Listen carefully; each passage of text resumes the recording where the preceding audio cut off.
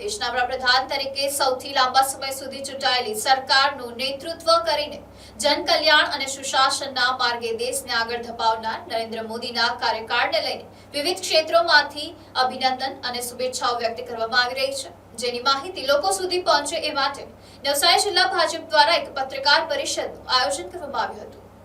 Navsari circuit house ખાતે જિલ્લા ભાજપ દ્વારા યોજવામાં આવેલ પત્રકાર પરિષદમાં કેબિનેટ મંત્રી કનુ દેસાઈએ જણાવ્યું હતું કે વડાપ્રધાન નરેન્દ્ર મોદીના નેતૃત્વ હેઠળ દેશમાં વિકાસ, શાંતિ, આધુનિક ઇન્ફ્રાસ્ટ્રક્ચર, વિદેશ નીતિ અને સંરક્ષણ ક્ષેત્રે નોંધપાત્ર પ્રગતિ થઈ છે। આત્મનિર્ભર ભારતના સંકલ્પ સાથે દેશમાં ડિફેન્સ ક્ષેત્રે સ્વાવલંબન તરફ મહત્વપૂર્ણ પગલાં ભરવામાં આવ્યા છે, જેના પરિણામે સ્વદેશી ઉત્પાદનને પ્રોત્સાહન મળ્યું છે। ગુજરાતના વિકાસનો ઉલ્લેખ કરતા જણાવ્યું હતું કે સુરત ખાતે ટેક્સટાઇલ પાર્ક, જંબુસર ખાતે ફાર્મા પાર્ક અને સાણંદ ખાતે સેમિકન્ડક્ટર પાર્ક જેવા મહત્વપૂર્ણ પ્રોજેક્ટ્સ રાજ્યને મળ્યા છે। આ ઉપરાંત ઉદ્યોગ, રોજગારી અને રોકાણ ક્ષેત્રે પણ ગુજરાતે નવી ઊંચાઈઓ હાંસલ કરી છે।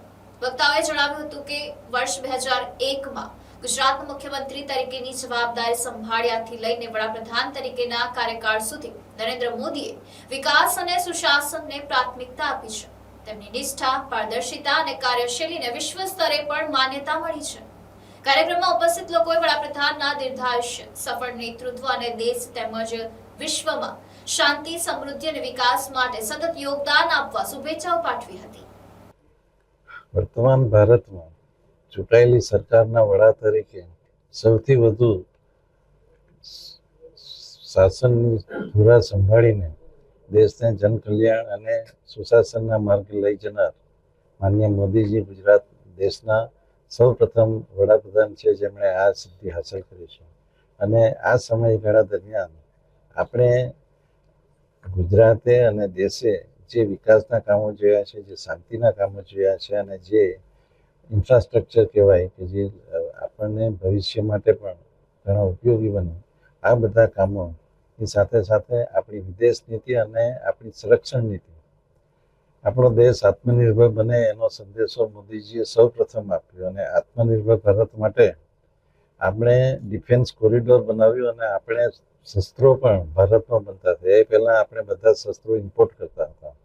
આત્મનિર્ભર ભારતના સંકલ્પ સાથે એમણે જે રીતે દેશના વિકાસની ધુરા સંભાળી અને આપણા ગુજરાતમાં જો જોઈએ તો સુરતને ટેક્સટાઇલ પાર્કની ભેટ આપી, જંબુસરમાં ફાર્મા પાર્ક આવ્યો, સાણંદ ખાતે સેમિકન્ડક્ટર પાર્ક આવ્યો। આવા અનેકવિધ વિકાસના કામો અને ઉદ્યોગના જે ગ્રોથ કહી શકાય એવા કામો આપણા ગુજરાતમાં આવ્યા અને એના લીધે સમગ્ર દેશને એક નવી ઉર્જા મળી છે। કોરોના મુખ્યમંત્રીથી લઈને વડાપ્રધાન સુધીના અવિરત જે શાસનની ધુરા છે 2001થી 2024 સુધી, એમાં આખા વિશ્વએ એમની જે એક નિષ્ઠા છે, એમની પ્રામાણિકતા છે કે એક પણ દાગ વગર જે રીતે શાસનની ધુરા સંભાળી છે, આપણે સૌ એમને શુભેચ્છા આપીએ અને દીર્ઘાયુષ્ય અને સૌથી વધુ દેશની અને વિશ્વની શાંતિ માટે એમને સફળતા મળે એવી શુભેચ્છા આપીએ। Report NDC news, Navsari.